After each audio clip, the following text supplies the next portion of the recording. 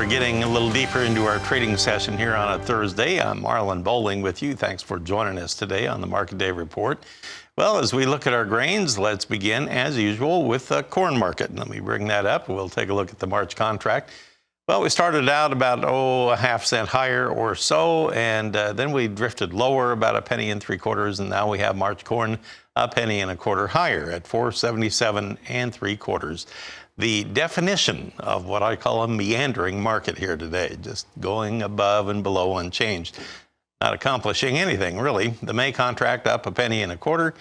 December new crop corn for 2024 is now at 507 1/4, and that is up 3/4 cent. Wow, that's exciting.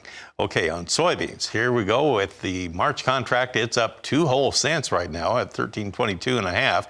Same thing, it's playing hide and seek with that unchanged level. The May contract is up a couple of pennies as well right now.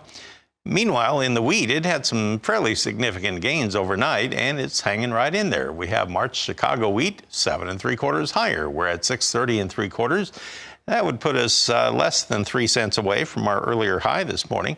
Kansas City March wheat is now up 8.5 cents at 643 1/2. It had been trailing Chicago, and now it's gaining on it.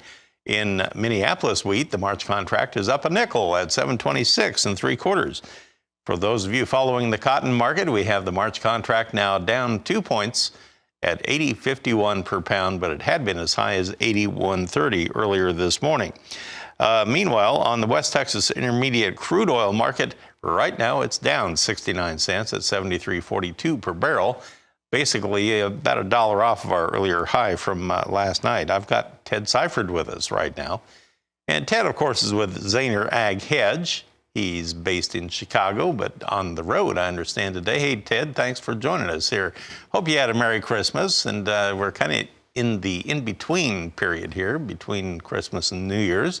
So I've been asking analysts all morning long if they've had the phone ringing off the hook or if they have to check it and wipe the dust off of it. What's the story here today? Pretty quiet? Marlon, a little bit of both. I get the feeling that sometimes we get a little bit bored with our families and we just like to chat. So there's definitely that. Hey, some legitimate questions too.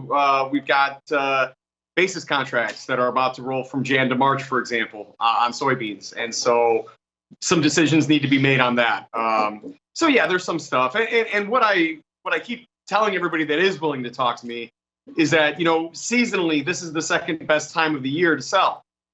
New crop, marketing new crop. A lot of times we'll put in our first peak sometime between the Christmas holiday and the January report. Last year, it would have been January 1st if we hadn't had that big epic summer rally part 1 during the growing season. For a long time, for a really long time, it looked like January 1st was going to be the high for December corn last year. So it's not a good time to just kind of sleep on things.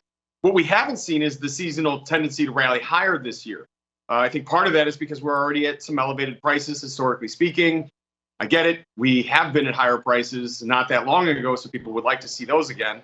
But also, you've got a lot of stuff going on in the rest of the world and just a lot of concern over overall global economy and demand and things like that. So this was a year where seasonality didn't really work. So we'll see.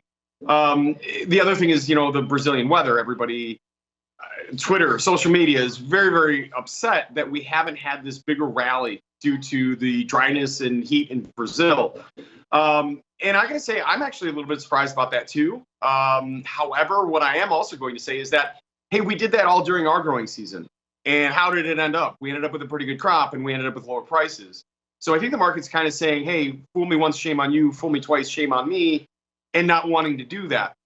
That being said, the rains that are in the forecast for the next 10 days or so, those are absolutely crucial. And you have weather guys really arguing about whether those will happen or not, because a lot of the forecasts for Brazil have been over promising and underachieving. And if that happens again, maybe, in fact, we will have this bigger rally. So it's going to be an interesting market when we come back from the holiday sessions. The professional traders are away, which is why the market's been able to drift higher. Your small speculators that are adamant we need to be going higher are in there buying. But then, when we get back Tuesday, Wednesday, really by Thursday of next week, Then we'll see the real true colors of this market. Again, we'll know a lot more about that South American weather, and we'll be coming up to that all-important January WASDE/final production number from the USDA. So a lot of stuff happening in early January. Don't sleep on that. It is not a time to just walk away from markets and say, hey, we'll look at it next year. Okay, well, Ted, we'll come back in a moment and we'll talk about the livestock trade as we get toward the end of our trading year. We're talking with Ted Seifried. We'll be back after this. Well, we're back with you talking with Ted Seifried of Zaner Ag Hedge. And now that we take a look at our livestock trade, I bring up the live cattle board, and our quotes from bar chart show we have now turned mixed. This is a little bit intriguing. We were under pressure earlier this morning, and now February live cattle down just a nickel. Now we're at 169.22. We're back within, half a dollar of our high of the day. We are now about $1 off of our earlier low. April live cattle down 22 right now at 172.75. So maybe they're getting a little momentum to the upside here. Feeder cattle can't. We have March now still down 70 cents at 224.70. But I will give it this. It is about $1 off of its earlier low this morning. So there for a while, they were getting after it a little bit on the selling side, and that seems to be easing right now. We're generally about 30 to 70 cents lower across the board on feeders. Lean hogs, well, we did have some higher trade earlier, and that's gone now. You have February down 47 at 69.40, and that's about $1 and a nickel off of our earlier high today. April lean hogs are a dime lower at 75.82. So the gains that we had have now vaporized. Let's bring back Ted Seifried and talk about that. Why? Why are we getting weak in the knees in the hogs all of a sudden, and the cattle market starting to maybe get a little bit of traction, at least on the fat cattle? Well, Marlon, this is the portion of the show where if I were talking to Scott, I would say there's not much moving. Yes. Really, just very, very quiet markets right now, Marlon. I will say this, the cattle complex as a whole, we've really had a nice bounce off the lows, and we've spent the last few sessions really kind of trading sideways. That's good news in my book from a technical standpoint. This is consolidation after a bounce off the low. We've not gone back down to those lows. That's nice. Plus, you're going to say this is potentially a bit of a bull flag scenario. And it comes at the right time of year. Seasonally, we have the tendency to push higher into January, February timeframe. So I do think that the charts for live cattle and feeder cattle look pretty good right now, barring any sort of external factors coming in and, well, wiping that all off, I suppose. As far as hogs are concerned, I've kind of been ping-ponging here.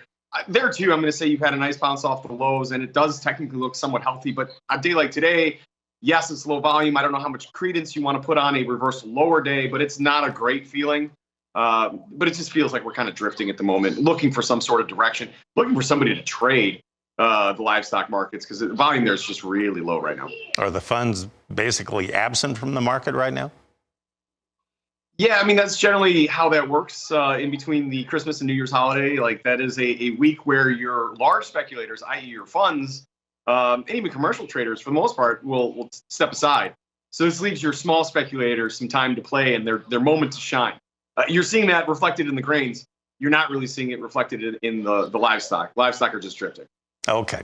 Well, thanks for explaining that. And Ted, all the best to you for a happy new year. Hope it's a good, successful one. And thanks again for all the help this year in 2023. I appreciate it. Ted Seifried of Zaner Ag Hedge with us here this morning with an update on our grain and livestock trade. Tammy? Yeah, good insight on stuff. Just kind of floating with the holiday, along. Right? Yeah, with what the impact of the holidays having on the market. All right, yeah. thanks.